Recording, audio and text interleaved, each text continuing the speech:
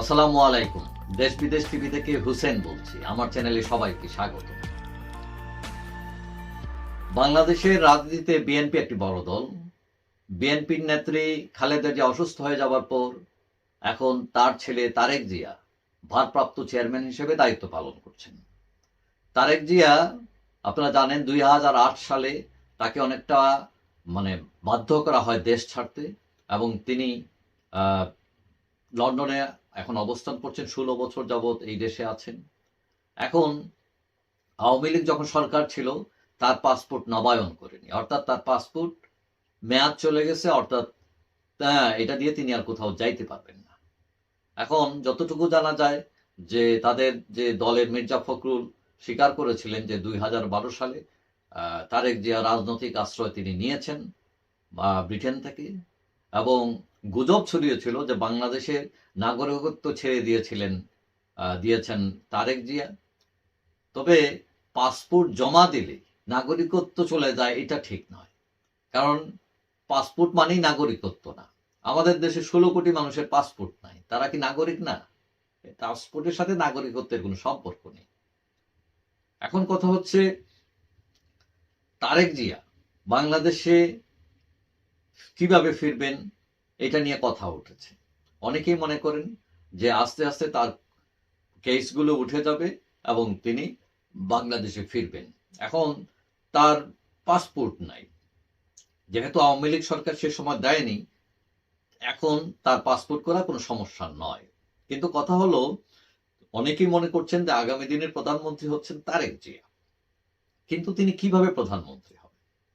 তার যদি British passport থাকে, তিনি ব্রিটিশ সিটিজেনশিপ নিয়ে থাকেন, তাহলে আমাদের দেশের আইন অনুযায়ী যারা বিদেশি নাগরিকত্ব নেয় এবং শপথ গ্রহণ করে, তারা এমপি হতে পারে না, মন্ত্রী হতে পারে না, প্রধানমন্ত্রী হতে পারে না। এটা আইনে বাধা আছে। তো তিনি কিভাবে হবেন? তবে অনেকে বলছেন তিনি ব্রিটিশ পাসপোর্ট নেন নাই।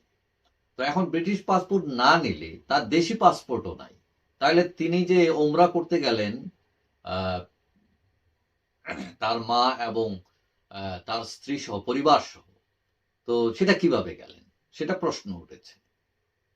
তো এখন তার পাসপোর্ট করাটা সমস্যা নয়, তবে অনেকে মনে করেন তিনি কখনোই ক্লিয়ার করেননি তিনি কোন স্ট্যাটাসে আছেন, তার কোন দেশের পাসপোর্ট আছে, এগুলো নিয়ে কোনো কথা বলেননি। Excuse me। এবং তারেক জিয়া লন্ডনে থাকেন, সবাই জানেন, উনি অনেকটা রিজার্ভ থাকেন, বাঙালিদের সাথে খুব একটা মেলামেশা সেরকম করেন না। তিনি একটা অভিজাত আহ, এলাকায় থাকেন, এবং তিনি প্রথমে সে স্ট্রাগল করলো, পরবর্তীতে তার স্ত্রী ডাক্তার, তার মেয়ে ব্যারিস্টার, মোটামুটি তারা একটা ভালো অবস্থানেই অবস্থান করছেন।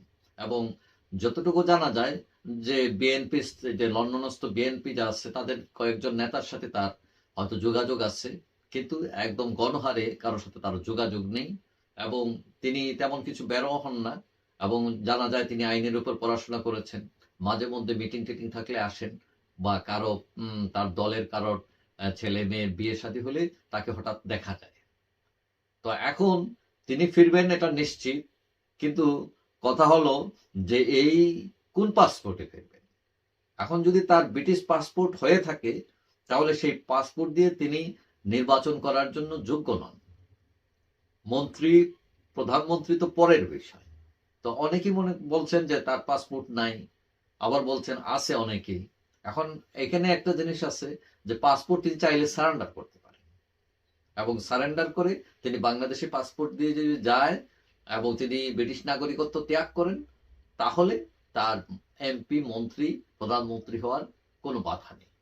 তবে অনেকেই বলছেন যে বিগত যে আওয়ামী লীগ সরকার ছিল, সেখানে আওয়ামী লীগ সরকারের অনেক এমপি, মন্ত্রী ছিলেন যাদের বিদেশি নাগরিকত্ব ছিল, কিন্তু কে কার খবর রাখে?